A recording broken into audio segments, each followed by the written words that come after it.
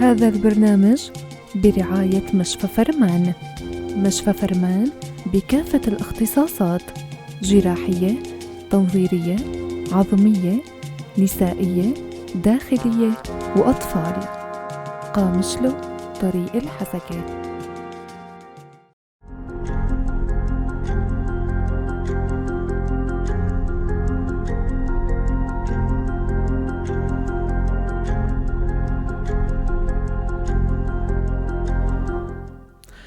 مساء الخير متابعينا، أهلا وسهلا فيكم بحلقة جديدة من برنامج صحتك بالدنيا. رح كون أنا معكم نعيمات خلف من مرة الميكروفون، وضيفتي بالاستوديو الإخصائية ميسم الحصرية، إخصائية علاج توحد واضطرابات نطق واستشارية نفسية، إخصائية مركز بيسان لأطفال التوحد واضطرابات النطق والاستشارية والاستشارات النفسية. نحن وأنتو رح نرحب بضيفتنا. أهلا وسهلا فيكي إخصائية ميسم الحصرية. يسعد مساك، مساء الخير، أهلا وسهلا فيكم. طبعا مسرورين جدا انه انت هلا بالاستديو. طبعا جيتك من الشام، اهلا وسهلا فيكي، واهلا وسهلا فيكي ببلدك الثاني ومدينتك الثانية مدينة القامشلي. اهلا وسهلا فيكي. اهلين فيكم. انا سعادتي لا توصف اني بين اهلي، طبعا انتوا اهلي الثانيين على طول، بقول مدينتي الثانية. شكرا لك. مستمعينا، للي حابب يتصل أو حدا عنده أي استفسار عبر الأرقام التالية فيكم تتواصلوا معنا. 429 101 هو رقمنا الأرضي. أيضا عبر الواتساب عبر الرسالة فيكم تنضموا لنا 093 82 80 81 4. عبر البث المباشر يلي برات البلد حتى فينهم يسألونا أو أي شيء استفسار عبر صفحتنا بويار عربي. رح نفوت لموضوعنا. موضوعنا هو مهم كتير، بيمس فئة معينة من أطفالنا اللي هن فلذات أكبادنا. إخصائية ميسم الحصرية، لا، موضوع مشاكل النطق والاضطرابات النفسية ربما موضوع واسع كتير، لكن نحن رح نسلط الضوء على بعض الرتوش الصغيرة. إمتى نكتشف إنه هذا الطفل عم يعاني من النطق؟ كتير بيجيني هذا السؤال، وكتير بيكون في مغالطات أحيانا. خلينا نقول معظم الأشخاص ممكن يفوت على صفحات النت أو يسأل أشخاص هن ما عندهم هي الخبرة الكافية لحتى يجاوبوا على هي الأسئلة. كتير مشكور على هذا السؤال تحديدا لأنه هو جدا حساس. بيقولوا لك أحيانا إنه طفلي صار عمره 3 سنين وما حكى، وقالوا لي إنه ممكن يكون هذا الشيء متوارث أو ممكن يكون عادي. نحن فينا نعرف، أو خلينا نقول إنه نحن بنعرف تماما إنه نحن كل طفل عنا شيء اسمه علم نفس النمو. يعني في عنا مراحل معينة لازم يكون هذا الطفل فايت فيها، أو هو خلينا نقول مبلش يحكي كلمة. يعني مثلا عنا الطفل بعمر 6 أشهر في عنا مشكلة إذا ما ناغى. عنا الطفل بعمر 1 في عنا مشكلة إذا ما حكى مقاطع صوتية خلينا نقول هادفة أو ممكن تكون إلى معنى. في عنا مشكلة إذا طفل عمر 1.5 سنة ما بلش يربط الحرفين، مثلا صاروا 4 أحرف مثل بابا ماما. بيقولوا لك فينا نحكم إنه هذا الطفل صار تحت مظلة الخطر إذا تجاوز 1.5 سنة وما حكى. طبعا بس تجاوز الطفل مرحلة من مراحل النمو اللي نحن معترف عليها وما قام بهي المهارات اللغوية اللي هو عم بيقوم فيها، معناتها نحن في عنا مشكلة. ما بنقول إنه المشكلة ممكن تكون هي مشكلة عضوية، أو ما فينا نقول إنه هي مشكلة اضطرابات. ممكن تكون مشكلة تتعلق بالوراثة أو الطفل تأخر، ولكن بيضل تحت اسم تأخر نمائي لازم إنه يتعالج ويتشخص على هذا الأساس. فنحن بنكتشف إنه الطفل تحديدا عنده مشكلة إذا تجاوز عمر 1.5 سنة وما كان عنده كلمة، ومنقول عنه إنه في عنده اضطراب إذا تجاوز عمر 2 سنين وما في عنده كلمة مترابطة. حلو كتير. هلأ الأنواع مشاكل النطق يا ترى في لهم أنواع، ولا هي مثلا هي مسار واحد أو مشكلة واحدة هي؟ الموضوع الثاني اللي كتير مهم، إنه نحن على طول بنذكر إنه نحن وقت بيقولوا إنه الطفل عم ياخد جلسات نطق، فلازم نكون كتير حريصين بهذا الموضوع. نحن عنا مشاكل النطق الأساسية بتنقسم عنا لشقين، في عنا مشاكل النطق، في عنا مشاكل التخاطب. مشاكل النطق اللي هي مشاكل عضوية مثل ضيق اللغات، تأخر سقف الحلق، ضيق الفك، أو خلينا نقول ممكن تكون تصلب الناميات عيوب خلقية هي، ما هيك يعني؟ تماما، ممكن تكون خلقية أثناء عملية الولادة، وممكن تكون حدثت نتيجة خوف. يعني إحنا بنقول مثلا تأخر اللغات أو ضيق اللغات هو عضوي بحت، أو خلينا نقول هو بيحتاج لجلسات نطق، ولكن هو ممكن يكون نتيجة رعبة أو نتيجة خوف. فهي لما أي طفل بيخاف ممكن يعمل هي الشهقة اللي هي فهو ابتلع كمية أكسجين زيادة أدت لابتلاع لسان المزمار اللي هو بنهاية سقف الحلق. فهون بصير في عنا شيء اسمه جلسات نطق. جلسات النطق اللي هي الجلسات الفيزيائية اللي بدنا نحاول فيها إنه نحن نأخر عضلة أو نبعد عضلة، أو ممكن تكون تضخم عضلات اللسان، نكون نحن بدنا نشتغل على هذا الأساس. أما جلسات التخاطب فهي مختلفة. جلسات التخاطب هي التي تتعلق بأعراض سلوكية أو اضطرابات. يعني مثل نحن مثلا أطفال التوحد، أو أطفال صعوبات التعلم، أو أطفال متلازمة داون. في فرق بيناتهم. فأطفال التوحد ممكن نعطيهم نحن جلسات تكون هي جلسات تخاطب، بينما أطفال متلازمة داون لا، هن بحاجة جلسات نطق. ليش؟ لأنه الخلل اللي عندهم هو عضوي، اللي هو الشيء الأساسي فيه قصر اللسان وضيق الفك. أما طفل التوحد فهو اضطراب. الاضطراب متعلق بمنطقة فرينك ومنطقة بروكا اللي هن موجودين بالدماغ. منطقة فرينك بتكون هي المسؤولة عن أخذ المثيرات السمعية، ومنطقة بروكا اللي هي إطلاقة. فنحن بيكون في عنا تأخر بالسيالات العصبية ما بين الإرسال والإخراج. معلومات جدا قيمة حقيقة. يعني ربما على أثير الإذاعات هاي، أو يعني سابق لنظيرها تبث لأولاد، يعني مثل ما بيقول مواطنين أهل القامشلي. بنتمنى الكل يستفيد. للي هلا عم يسمعنا، انتوا هلا عم تسمعوا إذاعة بوير اف ام على الموجة 103.5. مستمعينا الإخصائية ميسم الحصرية موجودة بالاستديو، للي حدا عنده سؤال بيطرحه بخصوص، طبعا هو موضوعنا يعني التعلم والنطق واضطرابات النطق، مجال واسع طبعا. للي حدا عنده سؤال فينه يسأل 429-101 عبر البث المباشر. كمان فيكم تنضموا لنا. كثير موضوع مهم ومعلومات قيمة جدا من الإخصائية ميسم الحصرية هلأ عم نتلقاها مثل ما بيقولوا. الفرق بين صعوبات التعلم، إخصائية ميسم الحصرية، بين التعلم ونقص الاكتساب، يا ترى هاد شو وهاد شو؟ كتير بيقولوا لنا نقص الاكتساب يعني ما عنده مشكلة. لا، أكيد لا. نقص الاكتساب عنده اضطراب، وطفل صعوبات تعلم، أو خلينا نقول الشخص اللي عنده صعوبات تعلم في عنده أيضا مشكلة. ولكن المشكلتين كتير متقاربتين، لدرجة أنه ممكن يشك أحيانا بأنه طفل نقص الاكتساب هو صعوبات تعلم، وممكن يشك أنه طفل صعوبات تعلم هو طفل نقص اكتساب. تماما. في كتير مشابهة للأعراض. خلينا نقول المؤشرات تقريبا قد يهيأ للبعض أنه هي نفسها، ولكن نحن كاختصاصيين بنكون مميزين بيناتهم كتير منيح.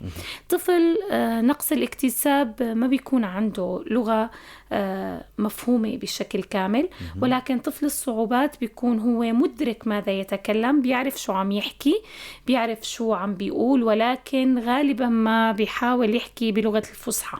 تماما.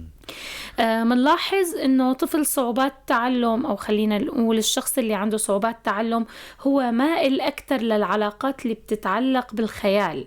يعني ممكن انه يختلق قصة كاملة بتبلش بدايتها بشيء واقعي حصل معه اليوم، وبتنتهي طبعا بشيء قد لا يشبه الواقع اللي هو أكتر يشبه الخيال. يعني مثلا ممكن يقول لك أنا رحت اليوم على المدرسة شفت قطة عم تحكي أو عم بتناقش أو كذا. فمش المشكلة الأساسية بصعوبات التعلم إنه هن انفصلوا عن واقعهم. طبعا هي النمائي انفصلوا عن واقعهم ليفوتوا بواقع تاني اللي هو الواقع التلفزيون أو الأداة الإلكترونية اللي بيكونوا هن متعلقين فيها. طفل نقص الاكتساب نحن غالبا بنقول عنه هو كتلة من المهارات المتفككة. بنلاحظ إنه هو طبيعي ولكن سنة عن سنة عم تتفكك عنده بعض المهارات. كتير بيجيني سؤال إنه لوين رايح طفل صعوبات تعلم؟ فأنا بقول لهم طفل صعوبات تعلم إذا ما عولج أو إذا ما تعالجت مشكلته فهو واصل على صعوبات تعلم. بنتجه من الأكاديمي إلى النمائي أكيد. منضل صعوبات تعلم. أما طفل نقص الاكتساب لوين رايح طفل نقص الاكتساب للأسف إذا ما تم العلاج لطفل توحد.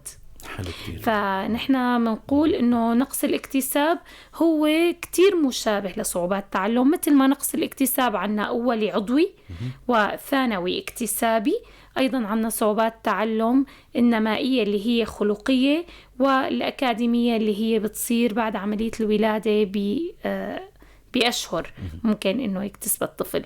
ولكن نقص الاكتساب بيروح لتوحد، يعني بضل عم تتفكك المهارات لنوصل لشيء اسمه توحد تفككي، وبعدها منصير بحالة توحد.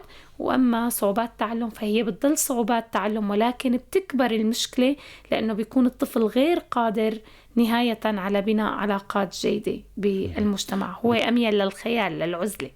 بيكون واصل لعمر يعني ربما المعالجة تكون صعبة أكيد، يعني على الأخصائي أو على الأهل كمان. تماما. نحن بنقول إنه نحن في عنا 3 مراحل استقلاب هرموني.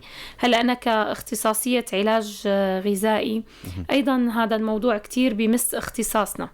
هذا الاختصاص الثاني اللي نحن عم نشتغل عليه واللي كتير بيساعدنا. نحن بنعرف إنه أي حدا عنده 3 مراحل استقلاب هرموني. هي المرحلة الأولى اللي بتصير بالطفولة المبكرة من عمر 3، الطفولة خلينا نقول المتأخرة بعمر 6، والاستقلاب الهرموني الأخير اللي بيكون بعمر 11 ل 12 سنة. فمنلاحظ إنه كل ما الشخص تعدى مرحلة من مراحل الاستقلاب الهرموني صارت عملية العلاج أصعب. والسبب الأساسي إنه بتبلش مكتسبات الدماغ بالحفاظ على روتين معين. يعني نحن بنعرف إنه نحن وصغار أو خلينا نقول بيقولوا قديش بيأثر العلاج الغذائي، بيأثر كتير، هو 60% من مراحل العلاج. والسبب الأساسي إنه أنت عم تلعب بهرمون، والهرمون هو كتير مهم لوظائف الجسم. يعني بيقولوا لك أنا اليوم أكلت فول فما قدرت روح أكتب بالامتحان. هذا الشيء أبدا ما نو سرد حكاية. هو غير مقبولة تماما إنه هو لا فعلا شيء صح، لأنه الدماغ بياخد 60% من مهاراته أو خلينا نقول من طاقته لا تنطلق العصارة الهضمية. فهو بالفعل شيء صحيح. وبيقولوا لك إنه اللي بياكل شوكولا بيتذكر أكتر. فنعم خلينا نقول إنه طاقة الدماغ اللي بتنصرف على الطاقة الهضمية هي جدا تاخد 60% تقريبا. فنحن بنلعب على هذا الأساس بمراحل الاستقلاب الهرموني. أكيد معناتها طبعا هاي معلومات اكتسبناها وأخذناها مع محور الحلقة. أخصائية مرسم الحصرية، هلا فينا مثلا نسأل هالسؤال هذا إنه مظلة هالأمراض هاي اللي أو الحالات خلينا نسميها بعيد، خلينا نبتعد عن المصطلحات اللي هيك شوي، هالحالات هاي الاكتساب، نقص الاكتساب وصعوبات التعلم يا ترى في إلها أسباب عوامل مسببة لإلها؟ إيه طبعا أكيد. هلأ نحن بنقول السبب الأساسي لكل هاي الاضطرابات هو نقص الأكسجة. خلينا نبعد مثل ما ذكرت حضرتك عن المصطلحات الأكاديمية. خلينا نكون أقرب للأم، أقرب للمجتمع. نقص الأكسجة هو عبارة عن الحالات اللي بتصير أخطاء الولادة مثلا، أو ممكن تكون البيئة يعني مثل روائح النفط، ممكن تكون مثلا أحيانا الربو اللي يصيب. بيقولوا لك إنه بالعيلة إجا أكتر من حالة، فهل ممكن إنه تكون متوارثة؟ لا تتوارث هذه الاضطرابات أبدا، لأنه هي ما جينية، ولكن بيكون في عوامل مساعدة يعني تتوارث البيئة الحاضنة، أو خلينا نقول رحم الأم. يعني إذا الأم خلينا نقول إنه في عندها ربو وما عالجت هذا الموضوع بالحمل الثاني، فرح تطلع عندها مشكلة نقص أكسجة مرة تانية. من بدايات دراستي يمكن أو من 2001 كانوا يقولوا لي شو سر إنه أنت على طول طموحك إنه توصلي لمنطقة الجزيرة. فعلا كان يشدني هذا الموضوع، لأنه بعرف إنه هي المنطقة هي منطقة غنية بالنفط، أو خلينا نقول بالمثيرات البيئية السلبية للأمهات. فكان حلمي الوحيد إنه أجي أنشر إنه ديروا بالكم، حتى نحن كمنطقة داخلية خلينا نقول دمشق، حمص إلى آخره، عنا نفس الشيء عوامل صارت مسببة. يعني بيقولوا لك ليش الحامل أيام أول كانت أقوى، ليش كنا نحن نطلع ليش كان الطفل بهديك الأيام يجي مناعته أقوى؟ لأن كانت تتعرض للشمس، ما كان عنا هذا الإسمنت، كنا عايشين ببيوت من طين، كنا ناكل من أرضنا، كانت الخضرة مانا مهرمنة، الفروج مربينه ببيتنا، معاطينه هرمون. يعني خلينا نقول أبسط الشغلات كانت صحية أكتر من هلأ. فمعناتها كيف نحن ومعرضين لبيئة حاضنة لنقص الأكسجة، فهذا اللي مساعدة للتفاقم الحالي. أيضا الشيء اللي رح اكتسب فرصة بإني نبه عنه، لاحظت شغلة كتير مهمة، إنه نحن في عنا بعض الحوامل بيروحوا لعند الدكتورة، فبتقلهم خدوا هذا النوع من الفيتامينات بدون أي تحاليل، بدون أي مثلا نحن بنعرف إنه الحامل ممكن ترتفع عندها المعادن الثقيلة. صح. فالدكتورة عم تعطي فيتامينات أيضا فيها زنك، أيضا فيها حديد، فممكن ترتفع المعادن الثقيلة أكتر.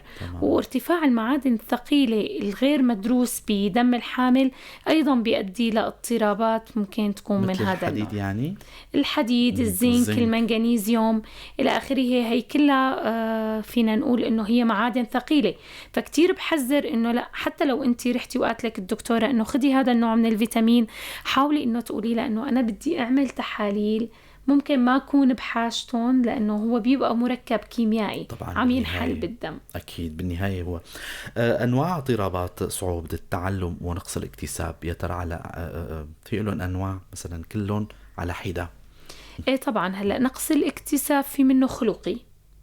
الخلقي بينقسم لأولي وثانوي كمان. الأولي بيكون هو صار أثناء عملية الولادة، يعني إحنا بنقول إنه الطفل إجا أزرق احتاج لحاضنة. وفي منهم بيكون ثانوي اللي هو تعرض له بعد ما ولد، مثل حالات انحلال الدم أو اليرقان.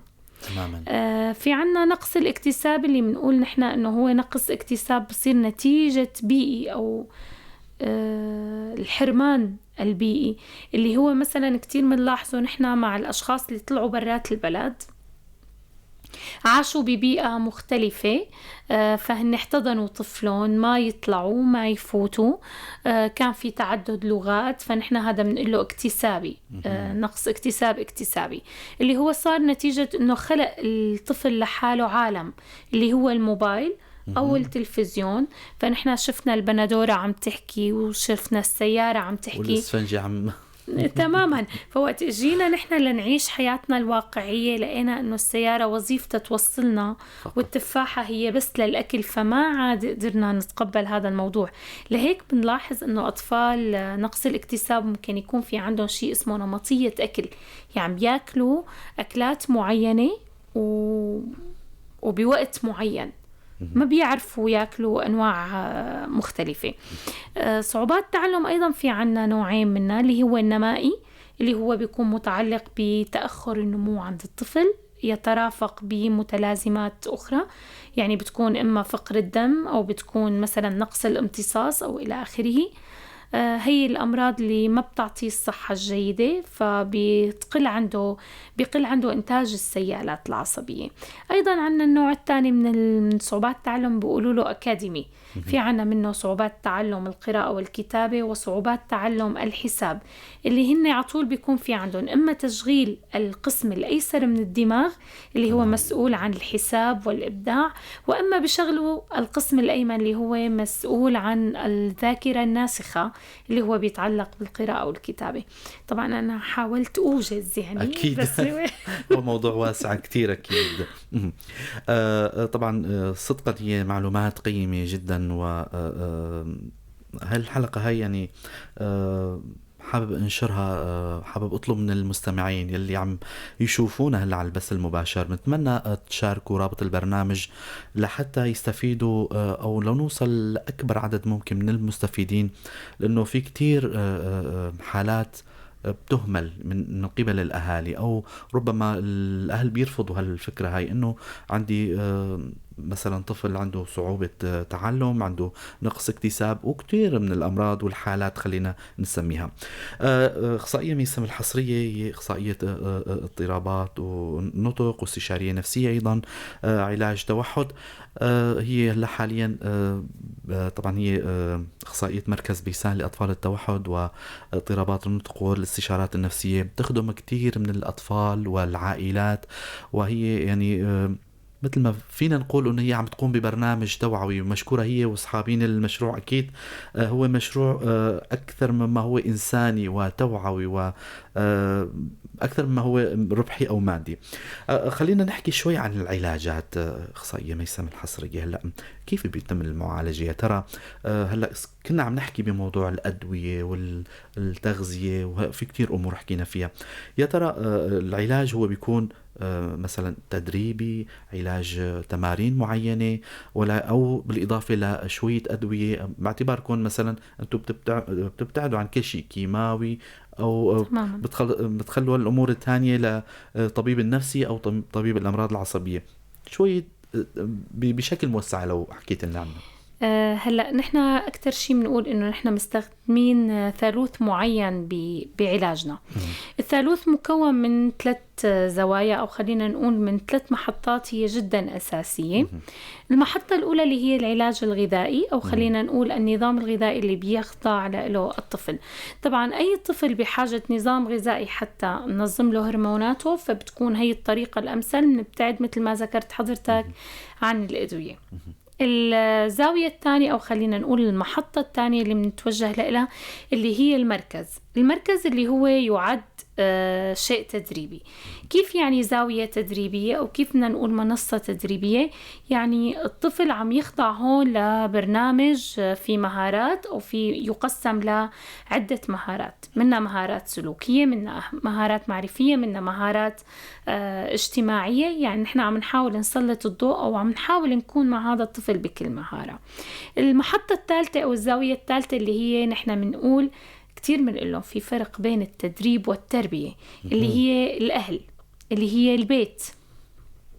كتير منلاحظ إنه في أطفال تجاوزوا أول مرحلة اللي هي مرحلة العلاج الغذائي، تجاوزوا المرحلة الثانية اللي هي صاروا توب بالمركز، ولكن كان في عنا عجز، أو كان في عنا نقطة ضعف عند الأهل، وهي اللي كتير منعاني منها.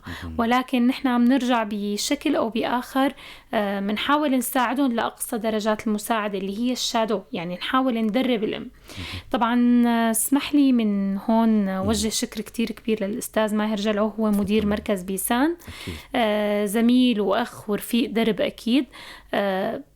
كتير بوجه له تحية كبيرة، لأنه هو كتير بيساعدنا بموضوع موضوع الأهالي. كتير بيحاول عن جد إنه أنا ببعض الأوقات بقول له إنه يمكن نحنا نحتضن هذا الطفل أكتر من أهله.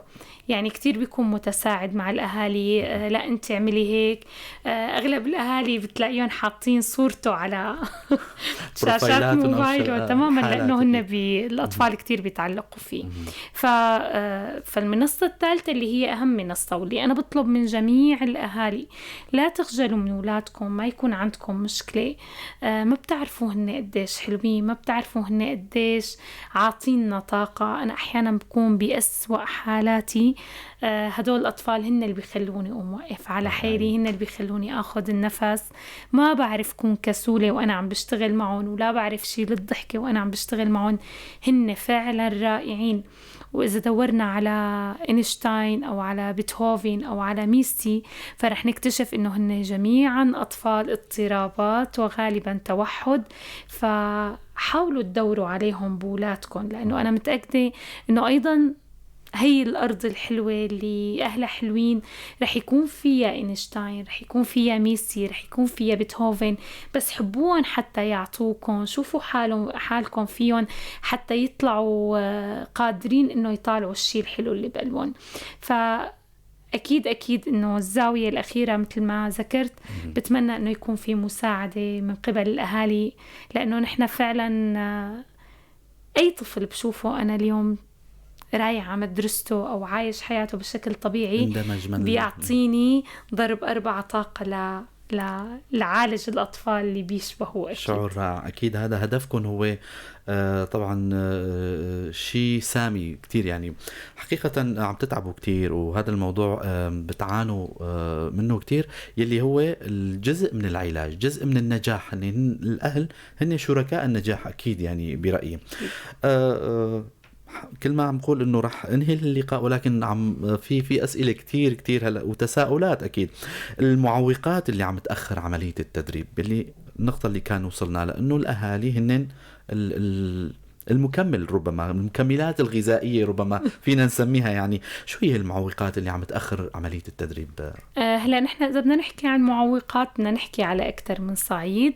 سنه 2020 ان شاء الله كل عام وانتم بخير كانت حافله يمكن، بس لا خلينا نقول انه فيها شغلات حلوه، في عنا اطفال تخرجوا، ولكن خلينا نقول احد المعوقات كانت هي العطل اللي كانت عم بتصير لها مدة طويلة. نعم. والحظر طبعا مو بس هون. أنا كنت بأي دولة من دول العالم كنت مع إنه ينحط لهدول الأطفال خطط مساعدة. يعني كنا نحن أثناء الحظر كنت عطول أقول للأستاذ ماهر الجرع، وكنت له مثل ما كنت معكم بالحلوة بدي أكون معكم بالمرة. فأنا قضيت الحظر اللي تعرضوا له أهالي قامشلي الحبيبة كنت معكم فيها. فكنت بتمنى أنه يكون في مساعدة أكتر. يعني كتير نحن أطفالنا معرضين أنه يصير عندهم اختلاج. كتير أطفالنا معرضين أنه نحن بحالة معينة أنه نفقد 50% من عملية العلاج اللي نحن كنا عم نعالجها خلال أشهر لنفقدها تماما، التراجع. فكان ممكن أنه نعمل نحن جلسات فردية، ما كنا عم نقدر أبدا نوصل، ما كنا أبدا عم نقدر نعمل هي الجلسات للأطفال لأنه للأسف كان الحظر مطبق. نرجع منقول كانت فرصة. هلأ أنا أي شيء بقول فيه شيء فرصة إيجابية. أنا بقول إنه هو كان فرصة لحتى هي الأم تقعد تشتغل مع ابنها. يعني أوكي نحن حطينا حالة طوارئ عنا بالمركز، كانت طبعا هي تطبق أو كانت استراتيجية اللي هي تدريب الأم على الخطة العلاجية. كنا فاتحين باب التدريب إنه أي أم ما عم تقدر تعرف أو ما عم تعرف تدرب ابنها، فنحن عنا كل يوم سبت تجي بتتدرب على الخطة. فعلا هذا الشيء كتير ساعدنا أيام الحظر، لأنه لقينا الأمهات قادرين يشتغلوا مع أطفالهم. طبعا الأمهات اللي التزموا بالجلسات الفردية وإجوا حضروها. لقينا عوائق مع الأم اللي ما اجت حضرت، إنه هي فعلا ما عم تعرف كيف تتعامل مع الطفل، ما عم تعرف كيف تضبطه. يمكن هي أحد العوائق الثانية اللي ممكن تصير هي عوائق روتينية، اللي هي عدم التزام الأهل بالخطط العلاجية وخاصة الغذائية، اللي هي أحيانا خلينا نقول إنه مثلا طفل لا سمح الله انكسرت ايده، بعيد الشر عن كل اولادنا طبعا، صار معه حادثه معينه، يعني هي المعوقات اللي بتتم تحت السيطره. ولكن كان معوق العطله والحظر لنا كان كتير النصيب الاكبر كان اكيد. هلا دائما باعتبار برنامجنا هو توعوي، وبكل حلقه عم حاول انه الضيف انه يعني نحكي شويه نصائح او شغلات وقائيه. هلا من أثناء حديثنا خطر على بالي موضوع كتير مهم، اللي هو الشيء الظاهرة اللي أكثر يعني شيوعا هي الأم ربة المنزل صايرة يعني بدها تريح حالها، بتشتري لابنها موبايل تاب، أو بتحط الطفل ولو أنه يكون بعمر صغير أمام شاشة التلفزيون وعلى أي قناة يعني لأطفال. لأي مدى بتشوفوا هذا له عامل خطورة؟ يا ترى هذا لوين بيودي؟ هل مؤشر هذا لوين بيودي؟ نصائح للأمهات اللي عم يسمعونا، للي عم يشاهدونا.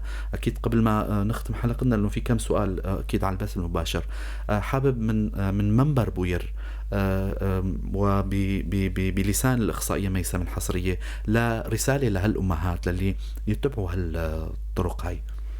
خليني أقول إنه أول بند بالرسالة بدي ركز عليه هو مثل ما ذكرت حضرتك الشاشات والموبايلات، مو بس للأطفال الصغار، نحنا حتى للأطفال الكبار ممكن يتعطل عنا خلينا نقول الشبكة الدماغية، يصير في تعطيل لها.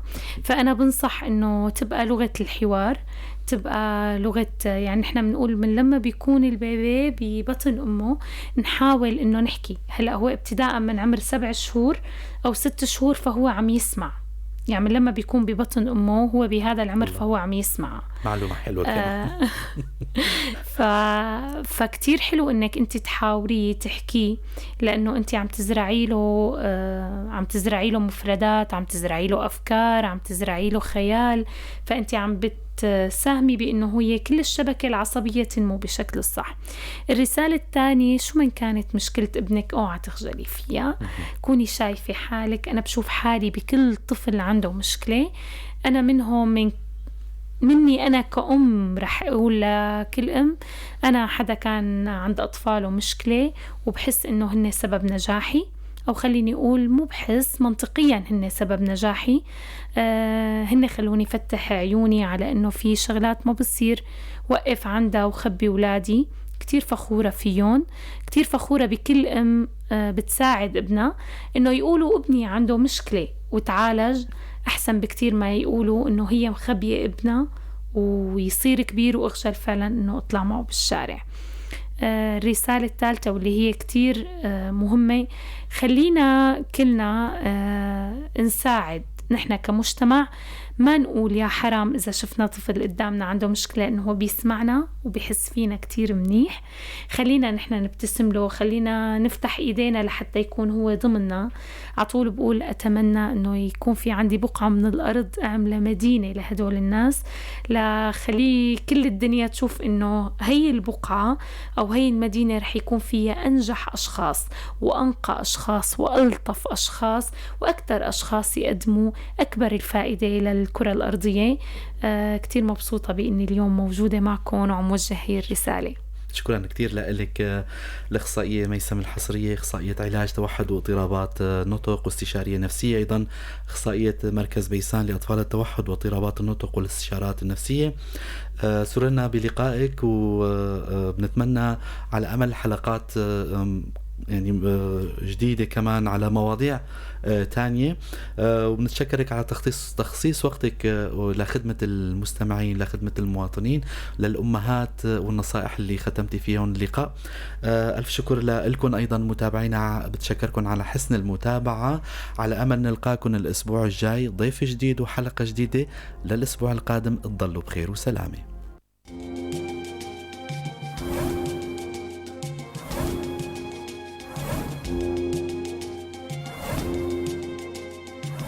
هذا البرنامج برعاية مشفى فرمان. مشفى فرمان بكافة الاختصاصات: جراحية، تنظيرية، عظمية، نسائية، داخلية وأطفال. قامشلو، طريق الحسكة.